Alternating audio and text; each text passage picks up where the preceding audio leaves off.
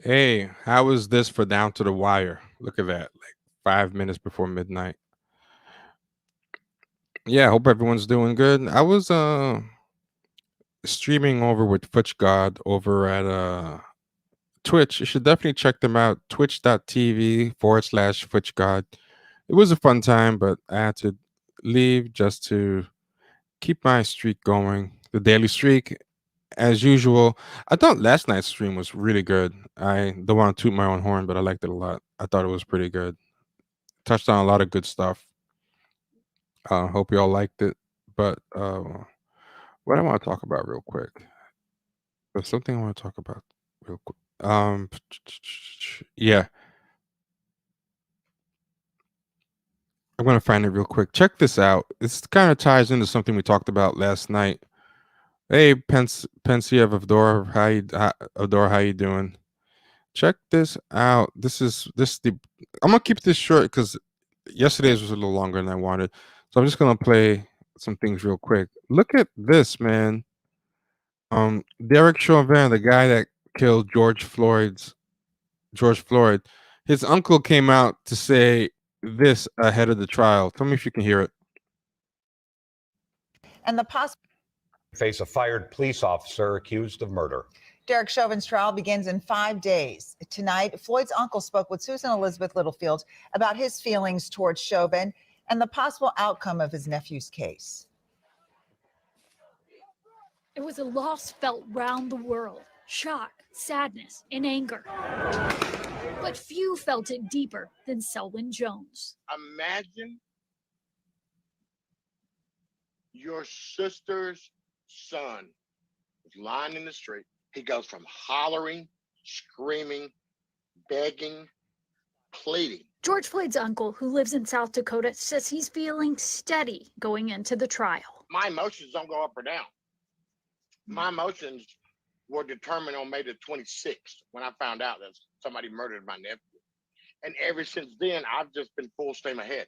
He's joined advocates around the world rallying for change, being praised for that work in a GQ magazine spread. And it all comes from the love that I have for my nephew. All comes from it because I don't want nothing to happen to your babies. But his focus for the next few weeks will be on the trial of Derek Chauvin. I'm not mad at Derek Chauvin. I'm mad at how the system was invented.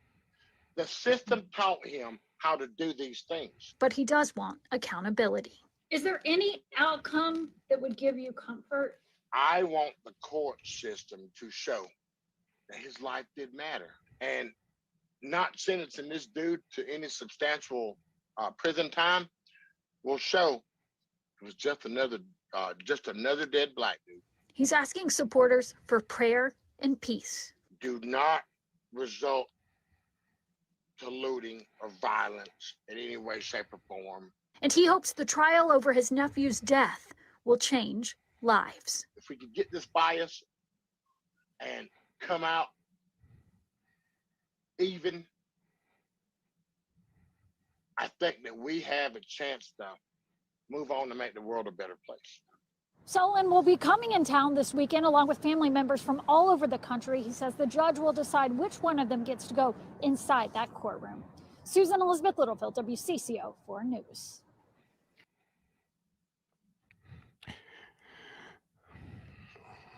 Yeah.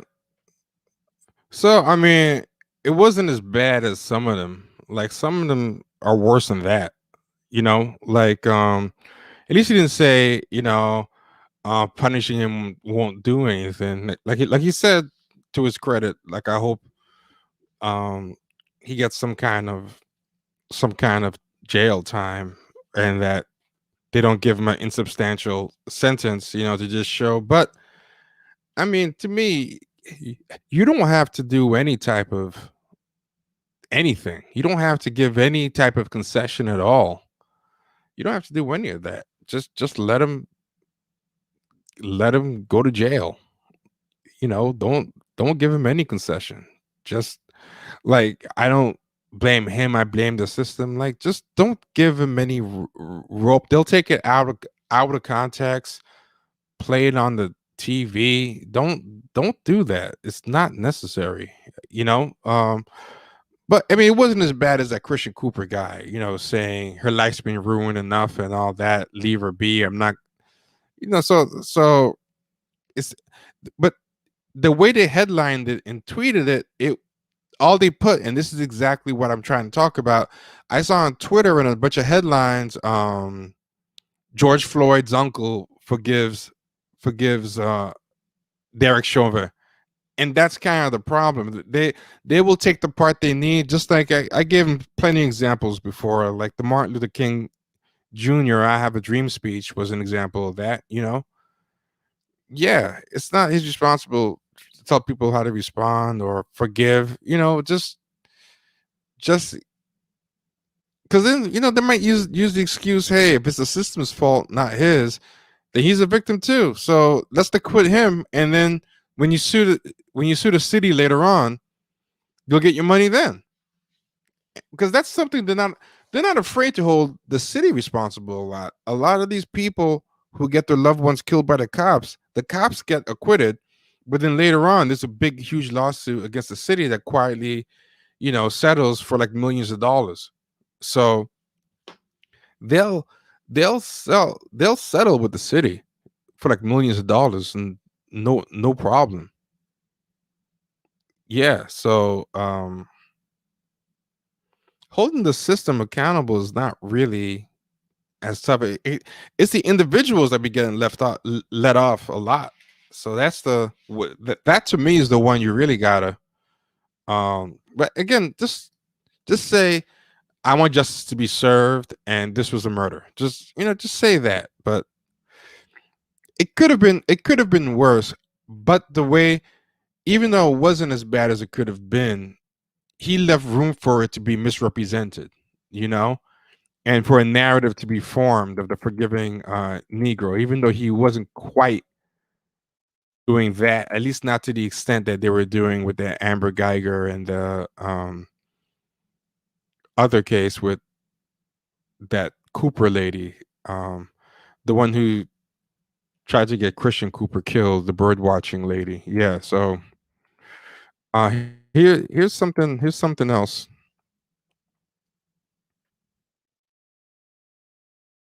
Here's something else. Um, hey, Pensive of Door. Herbert Campbell, I hope you got some rest. You can't hide your accent when you're tired. Which accent is that? Justin F. How you doing? Jinkazi, um, Idiot of Children. Hey, Adrian Taylor, how you doing? Let's see. Um, Cynthia, hey, B. Scott, how you feeling? Cynthia Arrivo to play Blue Fairy in Robert Zemeckis' Pinocchio. So yeah, they're gonna put Cynthia Erivo as the Blue Fairy, and whatever they do, I hope she gets an Oscar.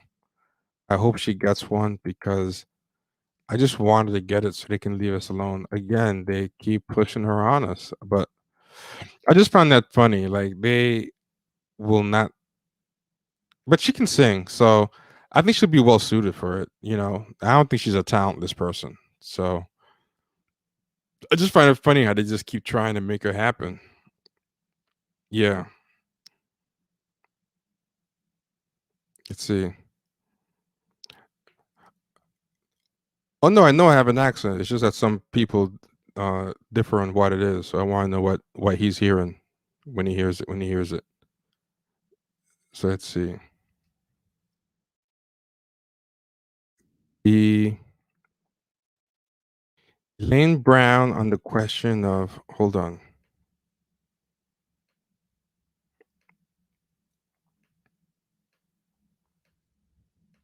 This is something else I want to put. Elaine Brown on the question of whether the Black Panther Party was a chauvinist organization, and if Black women relegated to the kitchens. And I like this. They tried to ask her that same bullshit. There's a reason why a lot of these people who love celebrating a lot of the old Black female activists, they don't really rock with Elaine Brown the way they do with some of these other ones, because she's not really trying to play the I'm gonna be a mascot to the white liberals game. I mean, Angela Davis is pretty good, but Angela Davis, she's kind of enjoying her kind of celebrity with these white feminists and stuff. But Elaine Brown's not really playing that game. Elaine Brown's not really playing that game. So um let's see. I'm gonna play it right here.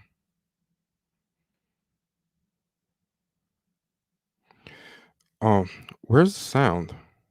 Oh, here it is. Chauvinist entity. They fail to remember So- that NAACP. So peep this. She didn't go for it at all.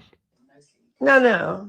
Why would you say that? Why would you say that? That's what women say. They always think the Black Panther Party was some kind of chauvinist entity. They fail to remember that NAACP, SNCC, and there was no progressive organization. There was no Black organization that had any women in leadership except the Black Panther Party.